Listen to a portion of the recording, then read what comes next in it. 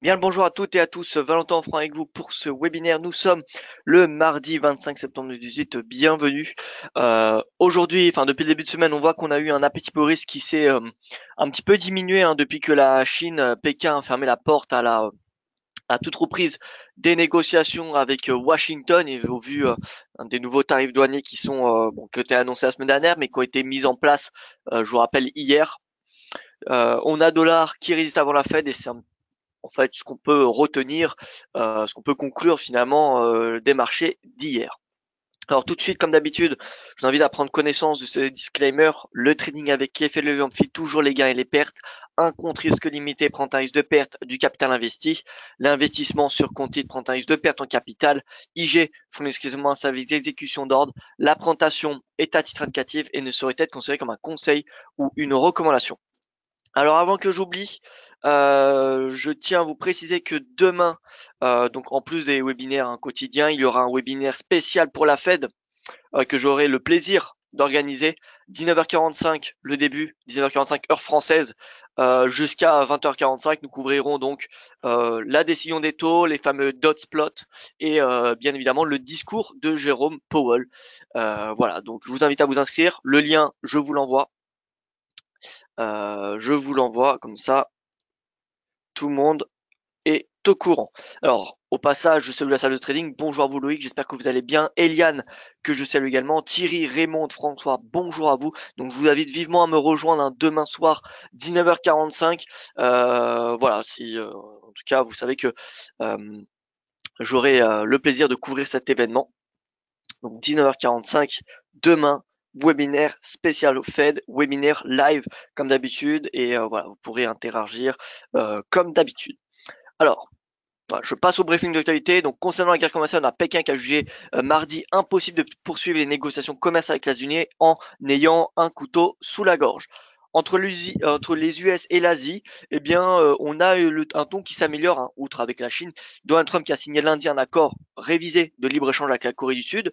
Et on a un nouveau cycle de discussions commerciales entre le Japon et les États-Unis qui doivent commencer mardi.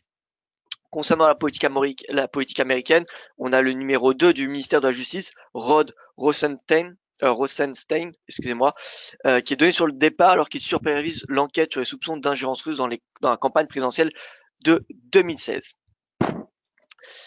Concernant le Brexit, on a le Parti travailliste qui se prépare à voter contre le plan de Shaker de Theresa May pendant leur congrès qui aura lieu aujourd'hui à Liverpool.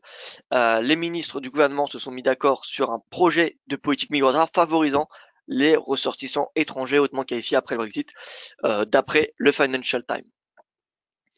Enfin, concernant l'Iran, on a l'UE qui va mettre en place, enfin, en tout cas qui est en train de mettre en place, a priori, une entité destinée à faciliter les transactions avec l'Iran et permettre ainsi aux échanges commerciaux de se poursuivre.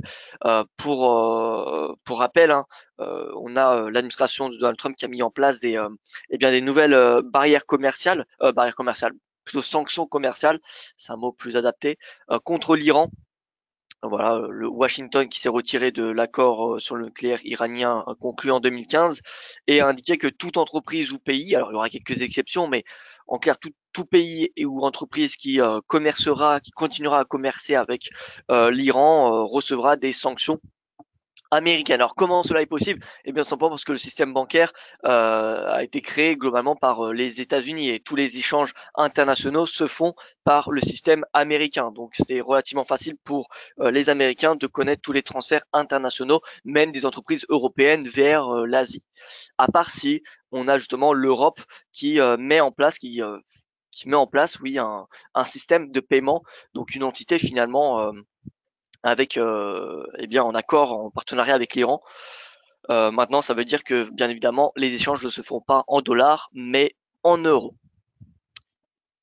Concernant la BCE, alors on a eu Mario Draghi hier qui a déclaré que l'inflation de base devrait atteindre 1,8% en 2020, soit un niveau proche de l'objectif de la BCE. A priori, ça a clairement soutenu la spéculation des investisseurs. Le marché qui a poussé l'euro jusqu'à 1,18 $. Bon, après, ça a corrigé rapidement, mais on a eu un rebond jusqu'à 18 $. Donc, ce que nous a montré cette réaction, c'est que le marché reste toujours très, apprécie encore les commentaires sur l'inflation. Donc tout commentaire sur l'inflation a une volatilité sur l'euro.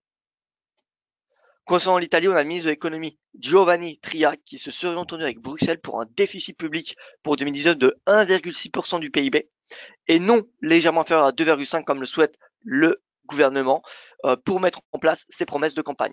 Donc voilà, ça pourrait poser problème pour cette coalition de gouvernement. Pour que vous sachiez, le ministre de l'économie est ni du mouvement 5 étoiles ni de la Ligue du Nord. C'est un ministre qui est plutôt, on va dire, neutre et qui souhaite respecter les normes budgétaires de Bruxelles, alors que voilà, les leaders de Mouvement 5 étoiles ou de la Ligue du Nord aimeraient un petit peu plus de souplesse concernant ce budget pour justement mettre en place leurs fameuses promesses de campagne, comme par exemple un revenu de type universel. Concernant résumé la science américaine et asiatique, alors on a une baisse des marchés actions hier américains, on a une baisse ce matin, enfin une baisse. Oui, en Asie, alors on le voit pas là parce qu'on a Nikkei qui progresse et le Shanghai qui est fermé, mais si on regarde le MSCI Asia Pacifique hors Japon, donc en clair les émergents en Asie, eh bien sont en baisse de 0,11%. Donc hier, on a le DXY qui a clôturé à l'équilibre, ça a été pas volatile, je dirais, mais on a eu deux mouvements. On a eu un début de journée baissière sur le DXY et l'autre journée où c'était un retracement, c'était une hausse. La baisse du dollar qui avait été provoquée par les commentaires de Draghi sur l'inflation. Dow Jones, S&P, Russell 2000 dans le rouge. On a le Nasdaq qui a rebondi. Le Nasdaq avait inscrit une baisse vendredi dernier, donc c'est normal qu'on a un rebond. C'est statistique. On voit que le Nasdaq, il n'enchaîne pas souvent les séances consécutives de baisse, pardon. On va voir ça dans un petit instant. Et ce matin, donc on a le marché obligataire qui continue à être vendu. T-Note 3,09%, plus haut depuis le mai. Le plus annuel est 3,11. Le Bund qui est passé au-dessus des 0,5%, pareil, plus haut depuis le mois de mai. Donc on a un marché obligataire qui est concrètement vendu. Si on a un marché obligataire qui est vendu, ça veut dire qu'on a de l'appétit pour le risque. C'est-à-dire qu'on a de l'appétit pour le risque. Donc voilà, bon pour les marchés actions. Le yen ce matin qui est à l'équilibre, on n'a pas eu de signaux sur notre range, vous savez, du yen index, donc à surveiller encore. Le gold à l'équilibre également, sous pression à cause du dollar, le dollar qui reste fort avant la Fed. Vous connaissez mon opinion avant la Fed, plutôt haussier sur le dollar, post-Fed, plutôt baissier. Nikkei 225 en hausse, les marchés actions japonais qui étaient fermés lundi. Voilà. Et on passe au calendrier économique qui est plutôt vide ce matin. On a eu les minutes de la BOJ, c'était un non-événement, donc il y a rien eu concrètement. 15 heures, l'indice S&P Core Logique. Voilà, l'indice des prix de logement également, la confiance des consommateurs. Voilà, quelques statistiques, mais globalement rien de très très important, à part peut-être voilà, la confiance des consommateurs. Vous savez que la confiance des consommateurs, qui dit hausse de la confiance des consommateurs, dit hausse de la consommation, généralement. Et qui dit hausse de la consommation, dit hausse de l'inflation. Mais à part cela, on a rien concrètement de prévu. Alors, on regarde les tendances sur le Forex matin, l'euro, le NZD, le CAD, la UD, vous voyez, il n'y a pas vraiment de volatilité, on reste sur des performances qui sont très timides. L'euro, qui est la première devise, enfin la devise qui surperforme sur 24 heures, qui prend 0,09%. À l'inverse, le yen qui recule en perd 0,13. Donc on n'a rien non plus de très important en termes de mouvement. On voit bien que le marché est dans un mood un petit peu wait and see. Vous voyez, on est vraiment dans l'attente des propos de Jérôme Powell et des fameux dot plots. Ce que le marché surveillera demain soir, on aura l'occasion de toute façon d'en parler pendant le webinaire spécial, mais c'est les dot plots. Là, en fait, c'est la projection médiane des taux des membres du FOMC. Est-ce que ces taux les prévisions des taux vont être revues à la hausse pour 2019 ou à la baisse ou inchangées? Vous voyez. Donc, ce sera ça vraiment la question, vraiment l'interrogation. L'interrogation, combien il y aura de hausse des taux en 2019? Est-ce qu'il y en aura 3? Est-ce qu'il y en aura 4? Est-ce qu'il y en aura moins? Vous voyez, on ne sait pas trop pour le moment. Le marché est divisé entre 3 et 4. Concrètement, il n'y a pas d'avis tranché pour le moment. Voilà. Pour ce qui est du DXY, donc DXY, il devrait rester assez puissant avant la Fed, donc jusqu'à demain il devrait rester assez fort. C'est pas pour autant qu'on est obligé de mettre en place des stratégies acheteuses, mais on voit que les 1,18, qui était la résistance, 1,17,9, 1,18, c'est la résistance qu'on avait indiquée hier dans le webinaire. Elle a fait office, elle a joué son rôle. Ça n'a pas été vraiment dépassé. Regardez, l'euro-dollar. On se met en 1 heure. On avait parlé du R1 mensuel, le plus haut en fait de la semaine dernière, et on avait parlé des 1,1733. Eh bien, c'est le range. Oui, c'est le range. Donc là, bon, bah, vous voyez, on a une consolidation. On peut s'attendre à ce que l'euro revienne au R1. Mais voilà, je pense pas qu'on peut s'attendre à un breakout des 1,20, pardon. On peut s'attendre à un retour, oui, au R1, pardon. Mais je pense pas qu'on peut s'attendre à un breakout des 1,18. Donc voilà. L'euro-dollar, c'est consolidation à court terme, tout comme le GBP-USD. On voit le GBP-USD, ça consolide entre 1,3050 et le pivot hebdomadaire, allez, même les 1,3150. Voilà, concrètement, un range de 100 pips. Range de 100 pips pour le GBP-USD. Range de 70 pips environ pour l'euro-dollar. L'USD yen qui se maintient sous 113, mais qui vous voyez qui s'y approche, On voit qu'on a une belle trade line. On a une trade line alors qui est pas forcément exploitable là tout de suite, mais si on a un breakout de celle-ci, on aura un signal baissier. Je vous rappelle la résistance à ne pas dépasser pour l'USD yen, c'est les 113,17.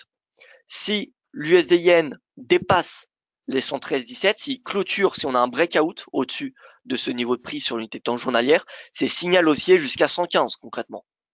Alors qu'à l'inverse, si on a un signal baissier comme un avalement, on voit que le stochastique quand même il est assez élevé. Alors on n'a pas de signal là venant du stochastique, mais voilà, on peut très bien imaginer que post-Fed, on ait un avalement baissier. En tout cas, c'est pas un scénario à exclure. Et acheter sous cette résistance me semble être une très mauvaise chose à faire. Donc l'USD yen, patience, patience. Ça devrait être qu'une question de séance avant d'avoir un signal, que ce soit bullish ou bearish. L'USD CAD, progression enfin légère, très très légère. Hein. Pour moi, je m'attends à un retour à un 30 hein, lors des prochaines séances. Je pense que le CAD, voilà, il va respirer, ou en tout cas plutôt sous-performer. Il va plutôt sous-performer. Que peut-on dire? Le NZD-USD, bon, vous voyez, on a une baisse. Alors, est-ce qu'on a un signal baissier? La réponse est pas pour le moment, bien qu'on ait un passage sous la mobile à 50 jours qui est en verte, vous voyez, on n'a pas vraiment de signaux, à part la baisse, ce puissant avalement baissier. Mais là, vous voyez que bon, on est dans une tendance haussière à court terme hein, depuis la mi-septembre. Et voilà, on est sur un pivot, on a ce stochastique qui se croise. C'est pas impossible que le cours rebondisse jusqu'à 0,67. On voit l'euro-dollar pointe à la hausse ce matin. Le GBP-USD, bon, il est neutre. Voilà. L'AUD, que fait l'AUD? Pareil, pivot hebdomadaire, RSI, enfin stochastique plutôt à plat et en fait dans sa zone de survente. Donc c'est pas impossible qu'on ait également là un rebond en journalier. Bien que le dollar devrait rester fort, il ne devrait pas non plus être dans une nouvelle tendance avant la Fed. Hein. Quand je dis qu'il restera fort, c'est qu'il va rester l'une des devises qui va surperformer le Forex d'ici jusqu'à la Fed finalement. Jusqu'à la Fed. L'euro CHF, on en avait parlé hier, et notamment avec un signal haussier, hein, puisque le cours testait sa moyenne mobile à 50 jours, 20 jours, pardon, et d'un point de vue ratio risque-rendement, on avait quelque chose de très intéressant hier matin. On avait un ratio risque-rendement, il me semble, supérieur à 3. Hein. Si on mettait un stop à titre indicatif sous le récent plus bas, qui était, vous voyez, 86, pour vous les 1,14, 160, non, on avait un ratio risque-rendement de 2, légèrement supérieur à 2. Donc voilà, l'euro s'achève, c'est direction la ligne de coup, mais ça c'est le premier objectif, c'est-à-dire que si le cours demain est à l'ancienne ligne de coup hein, de cette épaule tête épaule, ce sera le premier objectif. Il n'y a pas forcément besoin de clôturer toute la position à cette résistance, bien que celle-ci soit extrêmement importante puisque cette résistance correspond également à 1,15. Donc voilà. Cette résistance est quand même assez importante. Mais bon, c'est possible de garder une ligne de l'euro CHF dans le but de viser, vous voyez, des niveaux beaucoup plus hauts. On peut peut-être, en fait, aller chercher les 1,17.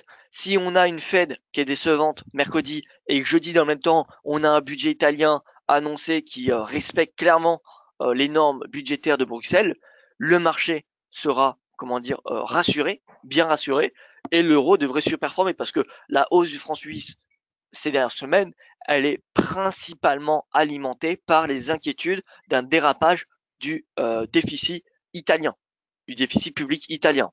si on n'a finalement aucun dérapage prévu en tout cas lors de ce budget qui sera annoncé, je rappelle, jeudi, le franc a une marge pour reculer.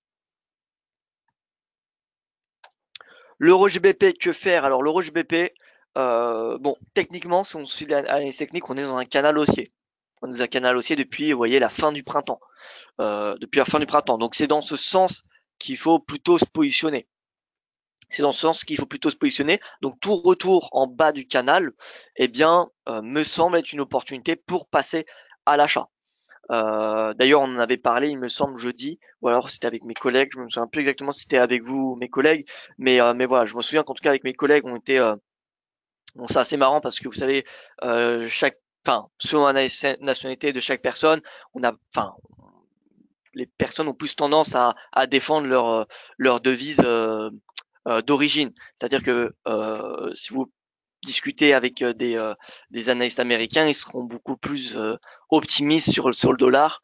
Enfin, leurs analyses seront pardon beaucoup plus optimistes sur le dollar que si c'était un Européen ou probablement un Asiatique.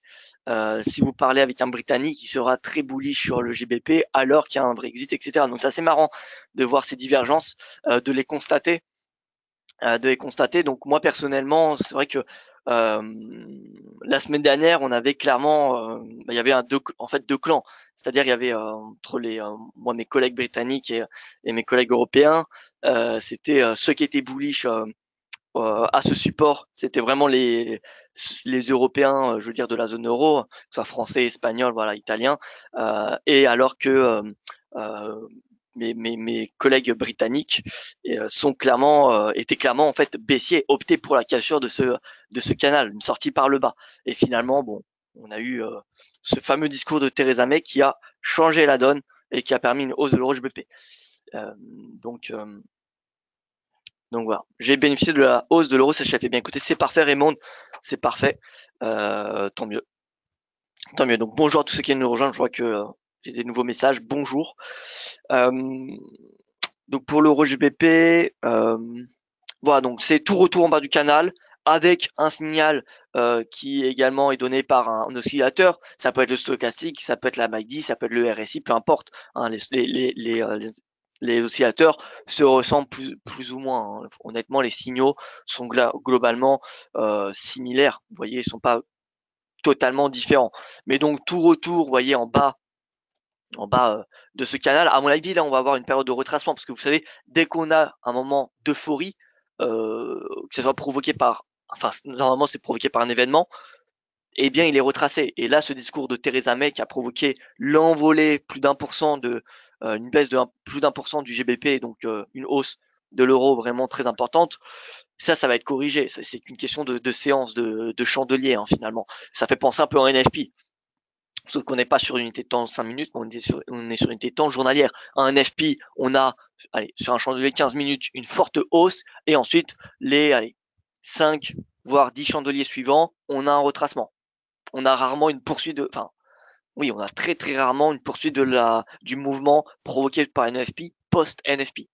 D'accord? Donc, là, c'est pareil. On a concrètement un mouvement qui ne ressemble en aucun cas de ce qui est rationnel dans les marchés, c'est clairement de l'émotion, hein, qu'on a eu ici. Donc le temps que le marché digère, enfin la digestion de cette information par les investisseurs va provoquer une baisse de l'euro GBP. Donc on peut très bien s'attendre à un repli, pas forcément l'intégralité de ce chandelier, mais vous voyez au moins 50%, au moins 5, enfin au moins, oui voilà 50%, 0,89, 0,89, voilà, c'est un niveau de prix qui pourrait être intéressant pour passer à l'achat. D'autant plus que ça coïnciderait avec le bas du canal. Il faut réussir à faire abstraction, pas de place au sentiment. Exactement, hein, mais c'est bon, c'est vrai, hein, c'est exactement vrai. Je suis tout à fait d'accord avec vous, Edgy. Hein. Bon, moi personnellement, j'étais pas bullish sur le OGBP parce que je suis français. Hein. J'étais bullish sur le OGBP parce que voilà, techniquement, dans un canal et plus que, voilà, moi j'aime bien l'analyse fondamentale, mais vous savez que l'analyse fondamentale, c'est un peu relatif, c'est-à-dire que bon, enfin, un exemple que j'aime ressortir, c'est d'accord, on a un durcissement des taux de la Fed, mais rappelez-vous ce qui se passe en 2017. Hein. On a eu trois ou quatre hausses des taux en 2017, je me souviens plus du coup. Il me semble que c'était quatre hausses des taux en 2017. Bon, peu importe, 3 ou 4 étaux, et pourtant, DXY, c'est la devise qui a le plus reculé en 2017, hein. Donc voilà, c'est pas parce qu'on a une politique monétaire qui comment dire, se raffermit qu'on va avoir automatiquement une hausse de la devise.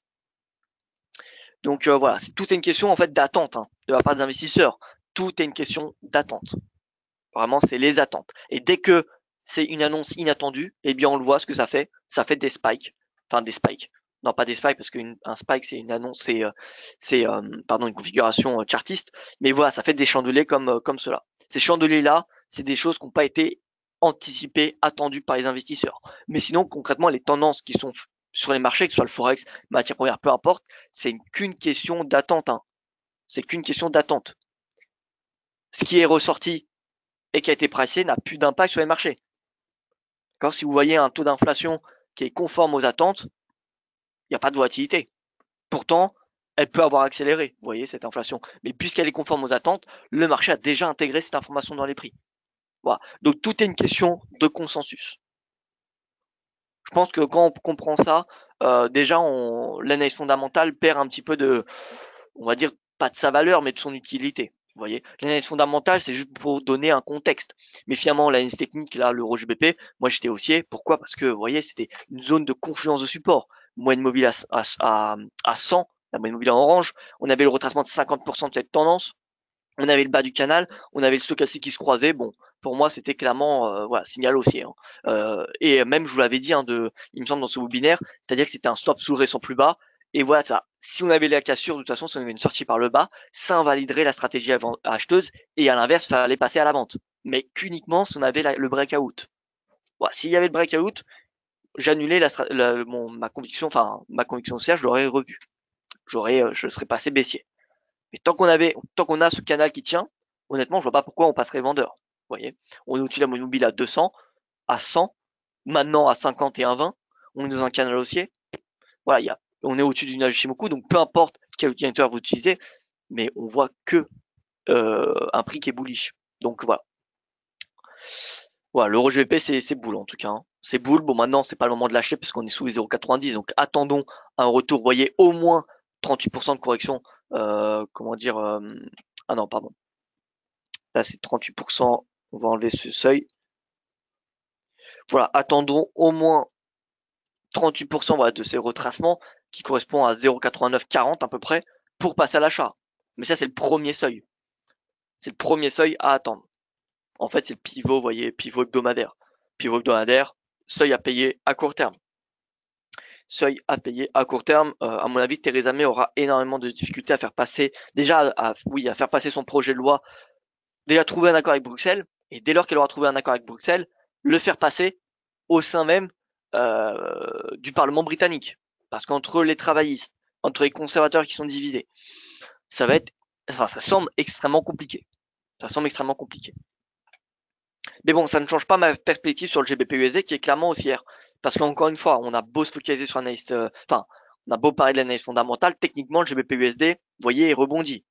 Au-dessus de la moyenne mobile à 20, au-dessus de la moyenne mobile à 50. Il avait même dépassé la moyenne mobile à 100, vous voyez, jeudi. Bon, il a réintégré à cause du discours de Theresa May. Mais clairement, on a un momentum qui est bullish. On est au-dessus du nuage d'Ishimoku. Voilà. On est dans une phase de changement de tendance. On est dans une phase de changement de tendance.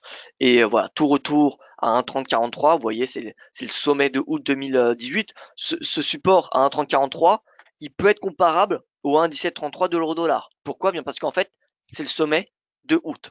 Vous voyez, sommet de août, 1,3043 sur le GBP USD, sur l'euro-dollar, sommet de août, c'est les 1,1733. Donc si on paye les 1,1733, on peut très bien payer les 1,30 et quelques sur le GBP USD. Regardez 7 euros dollar. Donc là, post-Fed, soit on ira, si la Fed est extrêmement hawkish, enfin hawkish et même plus, on ira chercher, vous voyez, on ira chercher assez bas, hein. Je sais pas si on pourra aller chercher les 1,15, mais au moins ce S1 hebdomadaire. Mais à l'inverse, si on a une Fed qui est voilà, hawkish mais sans plus et un Powell qui est un peu décevant, l'euro dollar ira chercher les 1,1850. On passe sur les indices.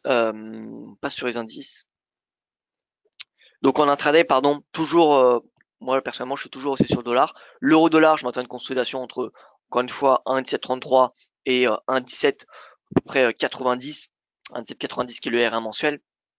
Voilà, stratégie de consolidation en amont de la Fed. GBP-USD pareil, entre 1,3050 et 1,3150. USD-Yen, patience. Patience, on attend davantage de clarification de la part de l'analyse technique. Là, on a une hausse, donc à court terme, il n'y a rien à dire, c'est haussier l'USD-Yen. Dommage que voilà, je ne l'ai pas vu venir. Bon, maintenant on arrive sur résistance, donc c'est pas forcément le moment de payer l'USD-Yen.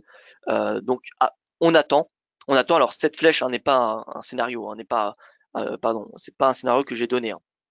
C'est pas un scénario que j'ai donné, simplement que je surveille cette zone de prix. En fait, le signal qu'on aura sur une unité de temps journalière, soit on a un avalement baissier stochastique qui croise à la baisse et qui baisse, ce serait parfait pour passer à la vente, ou soit on a un breakout et dans ce cas-là, on peut dire au revoir au 110 de l'USD Yen.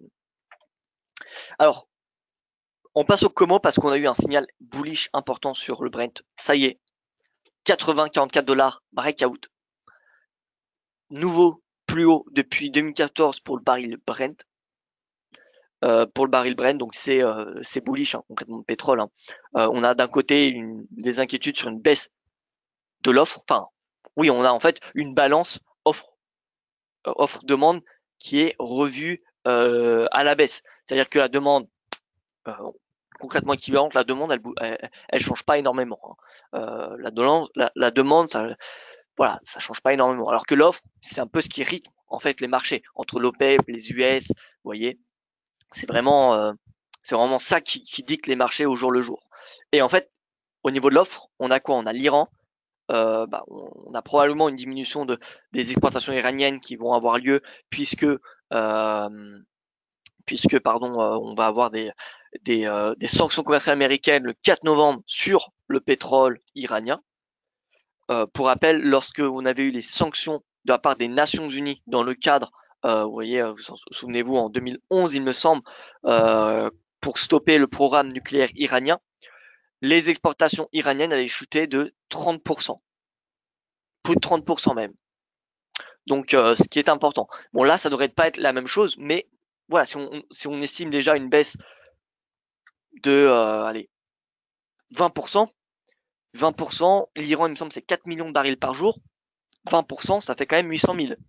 Ça fait 800 000 barils en moins sur le marché international.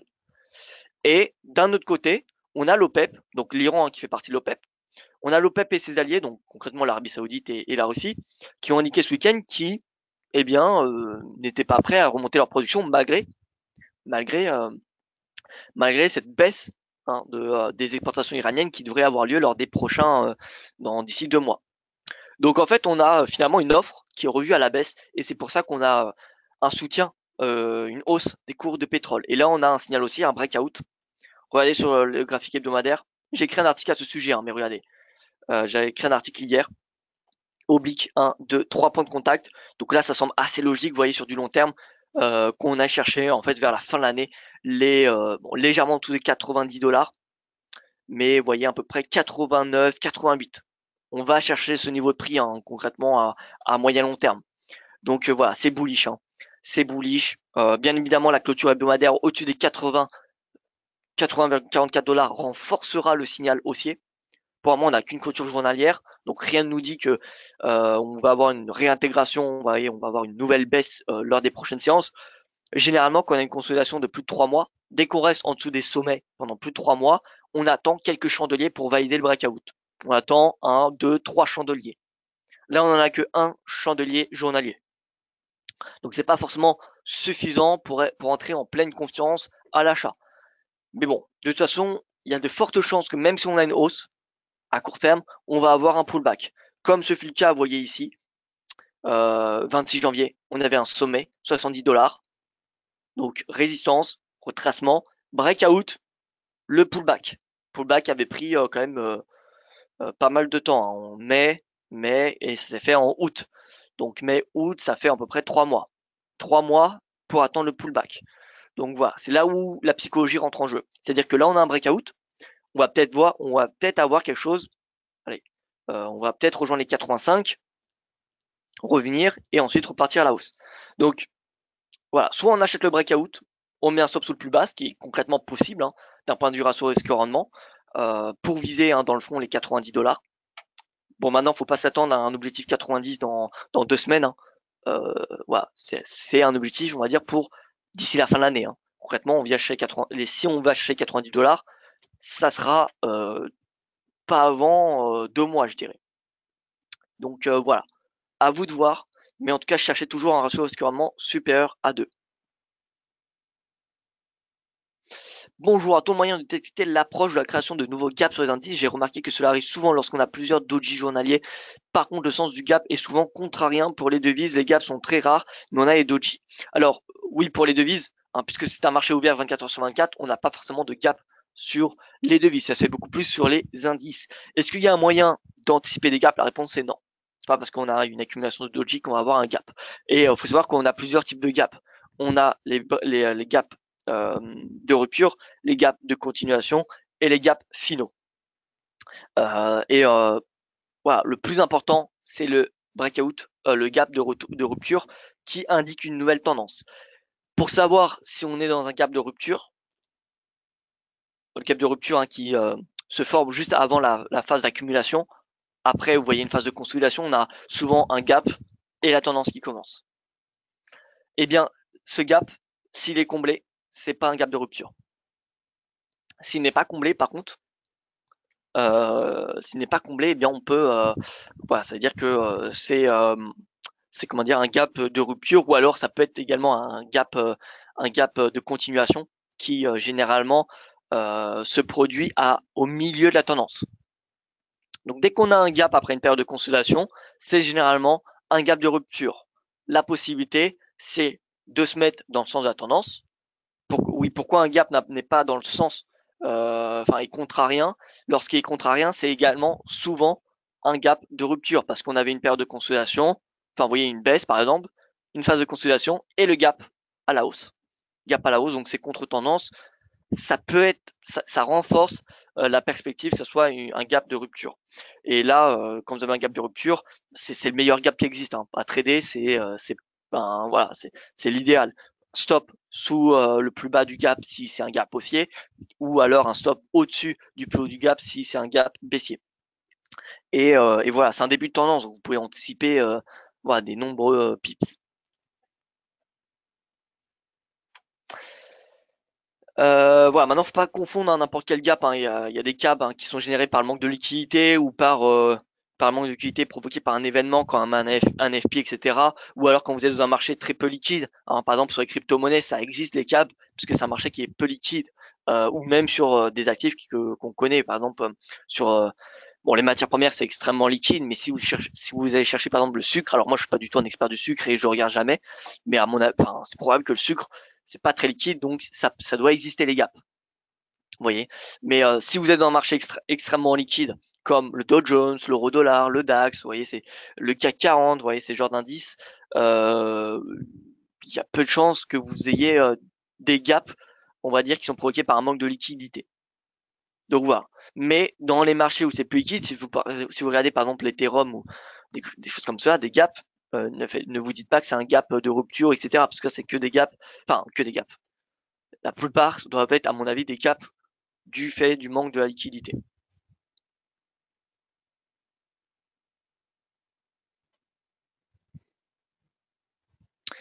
Donc voilà, et un gap, hein, pour ceux qui ne savent pas, c'est simplement une zone qui n'est pas reliée hein, par le prix, où il n'y a eu aucun échange dans cette zone de prix. C'est-à-dire que le cours saute en fait une zone de prix. Il passe par exemple de 1,17 à 1,1750 sans passer par un 1,1730. C'est-à-dire qu'il n'a pas coté 1,1730 parce qu'il a gapé. Et c'est généralement provoqué par, oui, c'est par une nouvelle, hein, par une news. Une news over weekend ou dans la journée ou dans la nuit, voilà, ça peut arriver. Hein. Voilà, ceci étant dit, donc pétrole, signal haussier. Bien évidemment, si on a 2-3 chandeliers au-dessus de cet ancien sommet à 80-44 $, eh bien ça renforcera la perspective haussière. Mais on va dire d'un point de vue trading, c'est, je pense, déjà possible de passer à l'achat. Si on ne veut pas rater à point d'entrée, ce qui est concrètement, voilà, totalement cohérent, hein, c'est possible de passer à l'achat. C'est possible de passer à l'achat, mettre un stop sous le récent plus bas, vous voyez 385 pips, viser les 90, ça fait 900, donc ça fait un ratio sûrement de 3. Maintenant, il faut savoir que c'est vraiment une stratégie, pas de long terme, mais presque. Voilà pour ce qui est du pétrole Brent, le brut. Hein, si le Brent a dépassé 80,44 $, là le brut, concrètement, il vient chercher les 74,08 et même probablement beaucoup plus haut. Alors si on se met sur l'hebdomadaire, alors je vais refaire.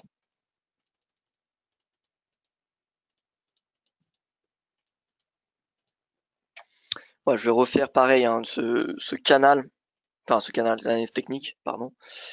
L'analyse technique. Donc vous voyez que depuis le début de la semaine, j'ai inclus des zones, hein, des zones en bleu finalement. Alors pas parce que je change de stratégie, hein, mais simplement parce que voilà, souvent on a tendance à penser que support résistance au pips près, alors que en fait pas vraiment. Ce n'est pas vraiment au pips près une zone de support résistance, c'est une zone de prix. Parce que ce que vous avez là, le contrat CFDIG ou le contrat futur, parce qu'on a également les futurs, le contrat CFD n'est pas le même que vous soyez à IG ou chez un autre broker. Vous voyez, ça varie de quelques pips. Pareil pour les futurs, ça dépend de votre expiration. Si vous utilisez un futur qui va expirer dans 6 mois, ça va pas avoir le même prix que celui à 3 mois ou dans un an. Donc voilà, c'est important de considérer un support ou une résistance comme une zone plutôt qu'un support au pips près.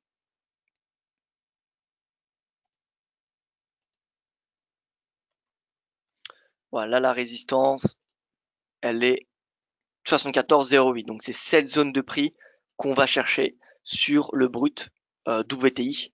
Comment dire, eh bien, à court terme.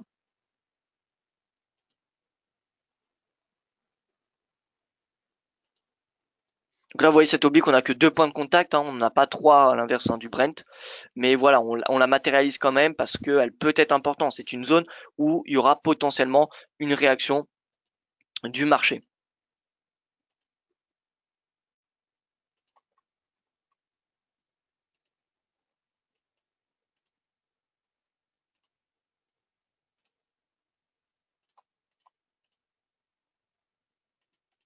Voilà, donc je vais pas faire les zones devant vous parce que ça va me prendre un petit peu de temps et je pense que vous avez mieux à faire. Mais voilà, vous avez compris de toute façon un petit peu les zones de support de résistance. Donc là, on a chez 74,08. On voit que la tendance est clairement haussière, hein, déjà matérialisée par ce canal haussier. Mais sinon, on voit les moyennes mobiles, hein, le prix par rapport aux moyennes mobiles. Déjà, le prix est au-dessus de tous les moyennes mobiles. Et en plus, tous les moyennes mobiles, enfin, les moyennes mobiles à court terme sont au-dessus des moyennes mobiles à moyen et long terme. Moyenne mobile à 20 jours au-dessus de celle à 50, celle à 50 au-dessus de celle à 100, celle à 100 au-dessus de celle de 100. Ça, c'est, voilà, une tendance haussière. Il n'y a aucun doute là-dessus.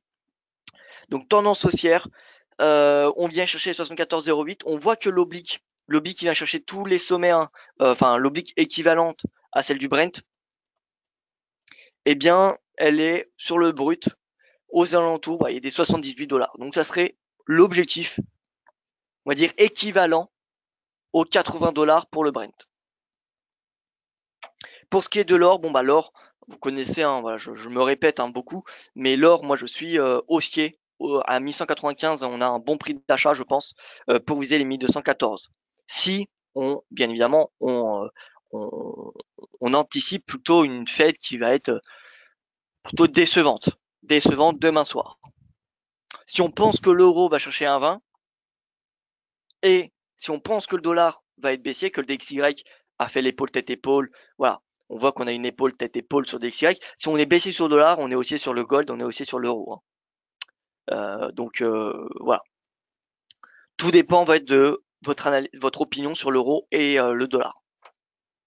Si vous êtes haussier euro, baissier dollar, normalement vous devriez être haussier gold. Haussier gold. Voilà. Et si on se met en hebdomadaire, ouais là j'ai tracé un.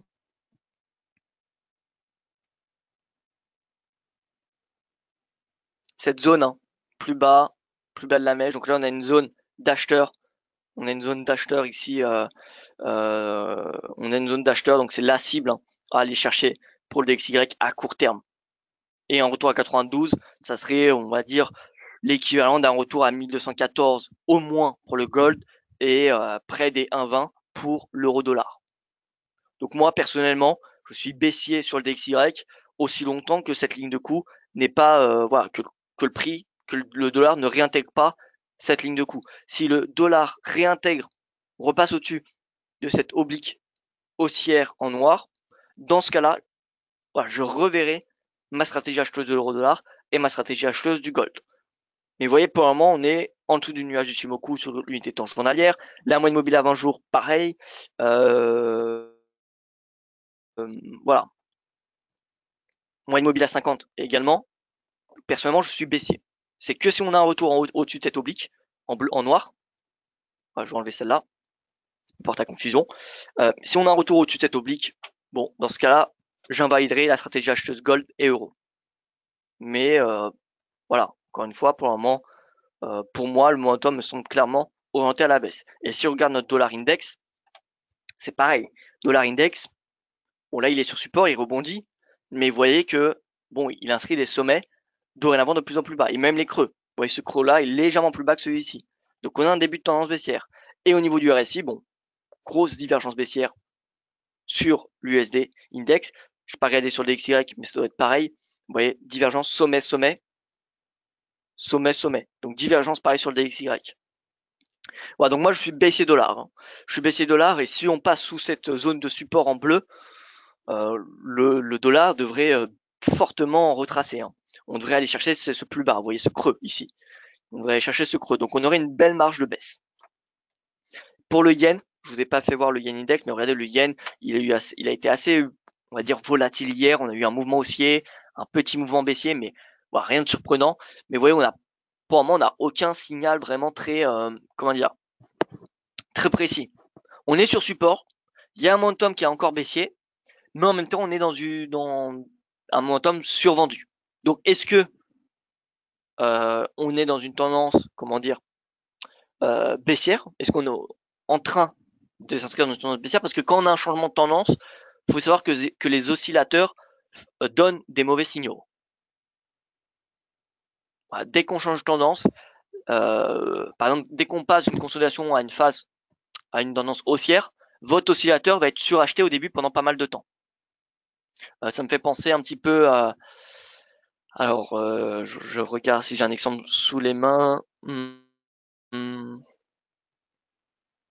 Alors, probablement sur l'or journalier.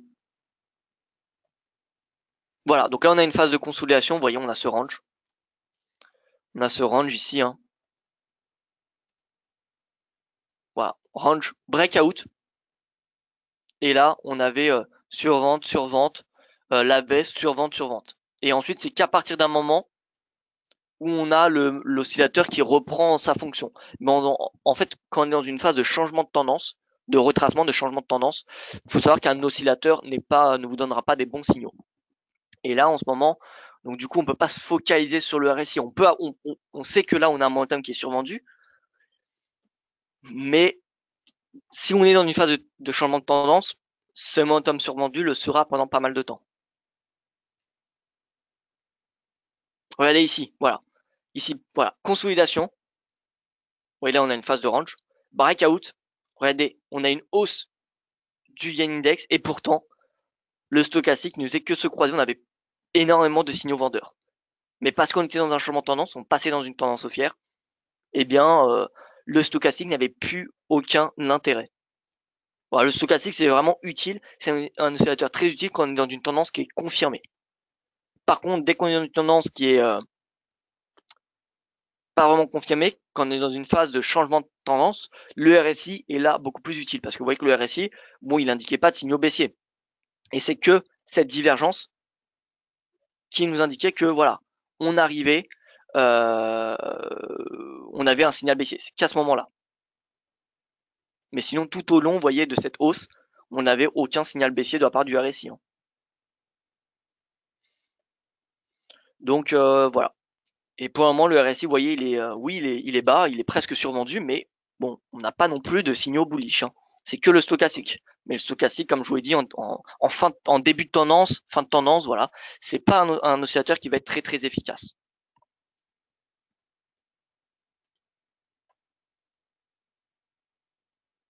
Pour vous, comment repérer un bear trap ou un bull trap intraday? Alors intraday, alors déjà, faut savoir si le breakout a été généré par une news. Si c'est généré par une news, c'est souvent temporaire, cette réaction du marché, parce que c'est émotionnel. Si c'est une news qui n'a pas été comment dire, anticipée par le marché, c'est souvent temporaire. Qu'est-ce qu'on a aussi? Breakout sans énormément de volatilité. Voilà, si on a un breakout avec une clôture, on va dire quelques pips au-dessus de l'ancien sommet, bon, ça va pas être très très important. Les volumes également peuvent donner une indication, mais bon, les volumes, ça perd de plus en plus d'intérêt puisque on va dire que les marchés financiers sont tradés de plus en plus sur des contrats futurs, des dérivés, pas seulement les futurs. Donc forcément, c'est très compliqué d'avoir une idée, une estimation claire des volumes sur un actif en particulier. Et voilà, en clair, hein, c'est un petit peu ça.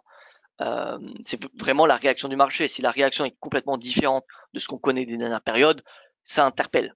Si le breakout a été généré par une news, là aussi ça interpelle.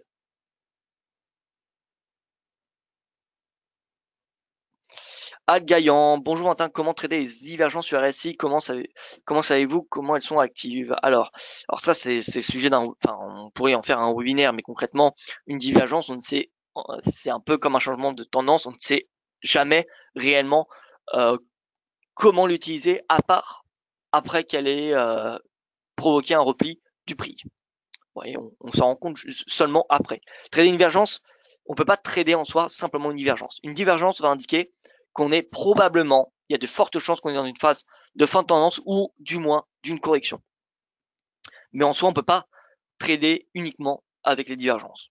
C'est trop risqué parce que les divergences, c'est la contre-tendance. Et c'est trop compliqué de trader à contre-tendance. Honnêtement, c'est pas la chose à faire. Donc, une divergence va simplement vous dire que, voilà, le marché actuellement, la hausse ou la baisse n'est plus soutenue par le momentum. Et donc, on est probablement en fin de tendance, pas forcément en renversement, mais au moins dans une phase de correction. Et donc, il y a plusieurs moyens. Moi, j'aime bien attendre que le RSI clôture sous 50 pour, euh, pour avoir un changement de tendance. Et s'il clôture pas sous 50, c'est-à-dire que la baisse était simplement une phase de respiration du momentum. Voilà, donc je passe aux indices. Excusez-moi, j'ai pris beaucoup de temps. Je passe aux indices. CAC, DAX. Alors, CAC n'a toujours pas dépassé son canal. Canal aussi, vous voyez, qu'il le teste. C'est la troisième séance ce matin qui teste ce canal. En plus, ça coïncide avec les 5500 points. C'est psychologique. Vu l'état du stochastique, bon, on n'a pas de signal baissier, mais ça m'étonnerait pas qu'on ait une baisse à venir. Donc voilà, c'est pour ça que depuis hier, personnellement, je pense que d'un point de vue ratio risque rendement, c'est très intéressant de shorter le CAC, mettre un stop sous le récent sommet et viser au moins les 5400 qui correspond à 38% de retracement de cette tendance. Pareil pour le DAX. DAX sous résistance. DAX sous résistance et voilà. Short depuis, vous voyez, hier, stop au-dessus du récent sommet, pardon, et on vient chercher 38% de retracement, c'est-à-dire 12 200, voire même beaucoup plus bas. On peut s'attendre, honnêtement, c'est tout à fait possible qu'on retrace l'intégralité, de cette impulsion haussière.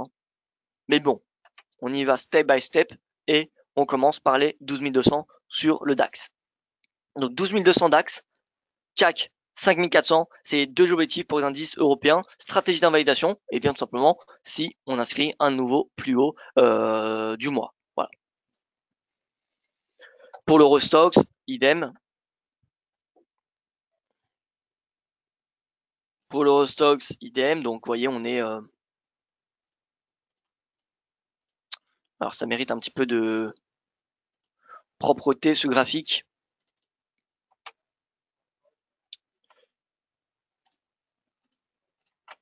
Voilà. Voilà, c'est un peu mieux. Donc là, on est, vous voyez, on teste. Alors non, pardon, cassure de l'oblique. Bon, l'Eurostoxx, il est en ce moment un peu plus compliqué à trader, je trouve, d'un point de vue des signaux de trading. Honnêtement, le plus clair, c'est le CAC. Le CAC, c'est, on le regarde vite fait, mais vous voyez, canal baissier, c'est très très propre. Canal baissier à l'intérieur d'un canal haussier. Bon, rien d'autre à dire. Si on a le breakout, invalidation de la stratégie vendeuse, et on vient chercher 5540, puis le haut du canal qui correspond, vous voyez, d'ici là, au sommet de l'année, vers les 5600, 5700 à peu près. Voilà, donc tout se joue à cet oblique. Soit on vient retracer une partie, on revient chercher voilà, à peu près 5320, ou soit il y a le breakout et on vient chercher les 5657. C'est qui tout double. Et bon, ça devrait être un peu plus précis eh bien, cette semaine, avec la Fed, avec notamment le budget italien. Et l'Eurostoxx, eh bien, c'est pareil. Bon, là, d'un point de vue technique, on n'a pas d'oblique qui permet voilà, de voir le seuil clé à surveiller. Mais en soi, soit on vient chercher les 3540. Ouais, si on dépasse le récent sommet qui est à 5440 à peu près. Si on dépasse 5540, on vient chercher 5540. Et tant qu'on reste sous ce niveau de prix, concrètement, on vient chercher un retracement, une partie de retracement de la tendance. Vous voyez, on peut s'attendre, voyez là, le plus bas, le support, on peut s'attendre à un retour à 3340. Vous noterez, hein, vous avez entendu, 3340, 3430, 3440, 3540. A priori, les 40 hein, sont assez importants. Hein, sont assez importants. Donc voilà.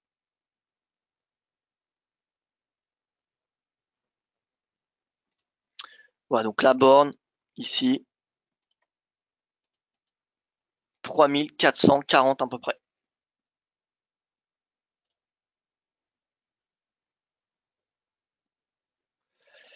Alors, je regarde les questions, je vois qu'il y a beaucoup de sujets, hein, de questions, on va dire, sur l'analyse technique.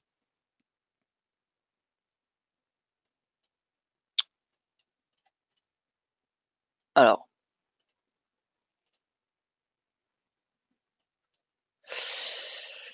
voilà. Est-ce que peut-on tracer les fourchettes d'Andrew pour le CAC? Alors, j'arrive pas à voir l'anti. Alors, pour le CAC, s'il vous plaît. Alors oui. Maintenant, honnêtement, les fourchettes d'Andrew, ça n'a pas été prouvé comme indicateur fiable. Voilà, on peut les tracer, mais honnêtement, c'est plus pour voilà, la beauté du graphique. Hein. Mais bon, il y a des études. Hein. Vous savez qu'il y a voilà, des entreprises qui tendent de plus en plus à estimer la fiabilité de certains signaux, des chandeliers, de certaines configurations à court terme en chandelier japonais, certaines, par exemple, l'épaule tête épaule, on sait que c'est la configuration chartiste qui est la plus efficace. L'épaule tête épaule, il n'y a jamais 100% de chance de réussite, mais il y a une entreprise hein, qui a étudié les épaules tête épaule sur 10 années et qui a estimé que c'était, en termes de probabilité, la plus fiable. Alors que voilà, cette même entreprise a indiqué que les fourchettes d'Andrew, c'est déjà c'est pas très, c'est assez compliqué à avoir les fourchettes d'Andrew, chacun qui ait les mêmes fourchettes d'Andrew, donc c'est compliqué d'estimer. Alors pour le CAC, alors fourchette d'Andrew, Cano, fourchette d'Andrew.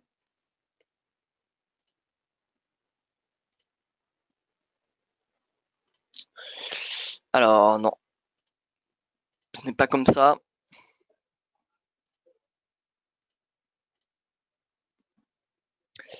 Alors je me souviens plus comment. Alors comment, où est-ce que j'ai le point? Non. Alors je n'ai plus d'idée comment aller tracer cette fourchette pour avoir aussi précis. Ouais, pour être aussi précis. Alors.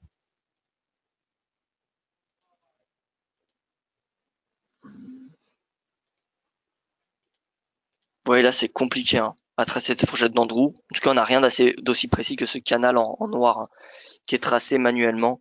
Donc voilà, je ne saurais hein, vous donner un canal aussi précis que celui-ci. Donc oui, vous pouvez tracer des fourchettes d'Andrew. Sur le CAC 40, si vous arrivez, si vous trouvez, hein, si vous préférez les fourchettes d'Andrew, tracer avec les fourchettes d'Andrew, maintenant, bah, c'est pas un indicateur qui a été prouvé fiable. pour du trading. Autant tracer un canal, ça va beaucoup plus vite. Vous savez qu'un canal, c'est 2 points de contact sur un support, sur une résistance au minimum, parallèle, droite parallèle, voilà.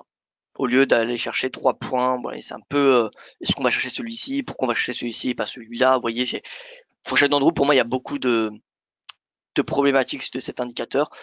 Et encore une fois, comme je vous l'ai dit, il n'a pas été prouvé comme efficace. Donc, bon, c'est pour ça que je l'utilise pas dans mes points de marché. Mais bon, c'est toujours important de savoir comment ça fonctionne. Si le budget italien est bon, comment cela influencerait-il le CAC euro à la hausse, HOC, mais CAC bien parce qu'en fait, le spread Italie-Espagne, vous savez que ça a un impact pas seulement sur l'euro, ça a un impact également sur les marchés européens. D'ailleurs, on l'a vu, le stock 600, la corrélation entre le stock 600 et le spread. On l'avait vu ensemble, donc je vais vous faire voir. Tac. Chargé corrélation.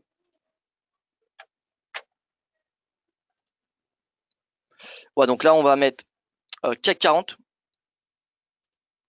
On va mettre le spread IT 10 ans moins Allemagne. Oula. IT 10 ans moins Allemagne 10 ans. Donc le spread. Alors pas sur 200 périodes parce que ça a un impact sur du court terme. Alors, intéressant de voir que à court terme, Italie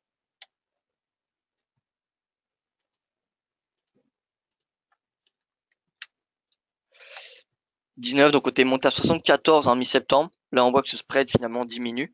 Donc, ça veut dire le spread, la corrélation diminue entre les deux. La corrélation était positive.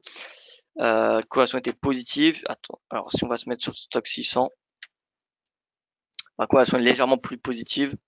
CAC 40. Donc, CAC 40, on va mettre, nous allons mettre le Shanghai Composite sur du 20 périodes. Et nous allons mettre du S&P 500, même du NICE. Non, US 500. S&P sur du 20 périodes là également. Alors on voit en termes de la corrélation la plus importante c'est avec le S&P à court terme, mais on voit que celle la plus fiable entre ces trois indicateurs, ça va être avec le Shanghai. Shanghai a le poids le plus important, sur le CAC. Ensuite on voit l'US 500, le S&P pardon, et ensuite là la corrélation vous voyez elle fluctue beaucoup. Depuis le début de l'année, on a vraiment une tendance qui n'est pas très très claire, mais on voit que il y a des périodes pendant les incertitudes, on a une corrélation qui est extrêmement, qui est plutôt positive entre les deux. Normalement, elle devrait être négative parce que qui dit hausse du spread dit normalement un CAC 40 qui va être sous pression. Voilà, donc si on se met par exemple sur du 100 périodes, parce que le 100 périodes c'est quoi? C'est 5 mois. La coalition du gouvernement italien est en place depuis le mois de mai. Nous sommes au mois de fin septembre. Donc voilà, ça fait 4-5 mois qu'il y a la coalition. Vous voyez, la moyenne mobile, par exemple, à 100 périodes, c'est du 56, négative. Parce que là, c'est une moyenne mobile, c'est une corrélation, on va dire, à moyen terme. Donc à moyen terme, la corrélation est négative.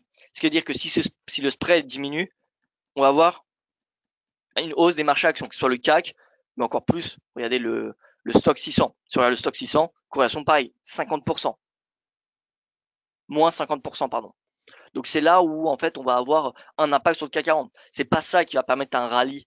Enfin, c'est probablement pas ça qui va permettre un rallye jusqu'au sommet de l'année pour le CAC 40, mais ça sera un soutien positif parce que le marché, il est un peu averse au marché italien, mais le marché italien c'est le marché européen et si le marché est averse aux actifs italiens, il sera dans une plus faible mesure, mais il le sera tout de même averse aux actifs européens d'une manière générale. Donc ce spread, il monte finalement pas seulement les incertitudes envers l'Italie, mais les incertitudes en Europe. On sait que lorsqu'il y a un spread obligataire de lieu entre l'Allemagne et l'Espagne, ou l'Allemagne avec le Portugal, ou l'Allemagne avec l'Italie, ou l'Allemagne avec la Grèce. Mais bon, la Grèce, c'est compliqué parce que ils rentrent dans le marché obligataire public. Mais voilà, concrètement, dès qu'on a un écartement d'un spread Bund avec une obligation européenne périphérique, dès qu'on a un écartement, on a des actifs européens, que ce soit l'euro ou des marchés actions, qui sont sous pression. Parce que ça veut dire qu'on a une divergence dans la zone euro. Une divergence de confiance dans la zone euro. Voilà, donc c'est dans cette optique qu'il faut voir ce spread Italie-Espagne. Le spread Italie-Espagne, c'est le baromètre de la confiance des consommateurs, de la confiance des investisseurs, pardon, dans les actifs italiens, mais plus généralement dans les actifs européens. Voilà. Et quand on regarde l'italien, 10 ans italien, vous voyez, résistance, allez, ici, 3,25%, pardon, donc c'est 325 points de base. 3,25% le 10 ans italien. Donc ça, c'est la résistance à ne pas dépasser. Bon, en intraday, on peut avoir un dépassement, vous voyez, comme le 30 mai. Si on dépasse cette résistance, concrètement, on aura une aversion normalement. Alors, ça dépend pourquoi elle est provoquée cette hausse. Parce qu'on a également une hausse qui est dans le fond provoquée par la spéculation du marché sur un durcissement des taux de la Fed. Si on a un durcissement des taux de la Fed, si on a un durcissement de la politique monétaire de la Fed, on va automatiquement avoir des taux qui vont se tendre en zone euro. Mais pas parce qu'on a une aversion pour le risque, simplement parce qu'on a un marché obligataire qui est sous pression à cause de la baisse de la liquidité de la Banque centrale, enfin générée par le durcissement des taux de la Banque centrale. Comme si vous regardez la Fed, enfin le 10 ans US. Pourquoi le 10 ans US augmente? Un, parce qu'on a le cycle de hausse des taux de la Fed. Bon, deux, on a une politique économique du gouvernement américain qui est plutôt sur la reflation. Mais voilà, en soi, le 10 ans US devrait aller beaucoup plus haut. Pourquoi il ne va pas beaucoup plus haut? Parce qu'on a de l'aversion, on a quand même un peu d'aversion pour le risque. Donc ça maintient le 10 ans, on va pas dire bas, mais il pourrait être beaucoup plus haut si on avait beaucoup d'appétit pour le risque. Parce que le marché obligataire serait vendu. Voilà. Et pourquoi la Fed fait pression, enfin, pourquoi en remontant les taux, eh bien, ça fait pression sur le marché obligataire? Eh bien, parce qu'on a une baisse de la liquidité on a une baisse de la liquidité tout simplement du marché obligataire. Vous savez, on a eu un QE. Si la Fed décide de réduire son bilan, c'est-à-dire elle ne va pas renouveler sa dette. C'est-à-dire qu'il y aura moins de dette sur le marché public et donc forcément les spreads, les rendements vont augmenter. Voilà, donc il y a deux choses qui soutiennent la hausse du rendement italien, mais également des rendements en Europe. C'est la spéculation du marché sur la politique monétaire de la Banque centrale européenne qui est plutôt dans une perspective de durcissement des taux. Et on a également la situation en Italie. Et c'est pour cela que finalement, pour annuler cette spéculation, vous voyez, sur la BCE, eh bien on fait un spread entre l'Italie et l'Allemagne, parce que la spéculation du marché sur la politique monétaire de la BCE, ça a un impact sur le rendement italien, mais également sur l'espagnol, sur le français, sur l'Allemagne. Donc si on enlève l'allemand, eh bien là on peut dire qu'en clair on a simplement la réaction, finalement l'évolution, la confiance des investisseurs envers l'Italie et la zone euro. Et on a enlevé concrètement l'impact qui est généré par la spéculation du marché quant à un durcissement de la politique monétaire de la BCE. Donc, ce qu'il faut retenir, c'est si on a une hausse de ce spread, c'est-à-dire hausse des incertitudes envers l'Italie, et c'est pas bon pour le marché européen entier. Que ce soit l'Allemagne, que ce soit l'Italie, que ce soit le français. Voilà donc pour ce point de marché, écoutez, je pense qu'on a fait le tour. On a fait un long point de marché. J'espère que ça vous aura plu. Je vous dis à demain. Demain pour mon prochain point de marché, demain matin. Je vous souhaite une excellente journée. Soyez prudents sur les marchés et à demain.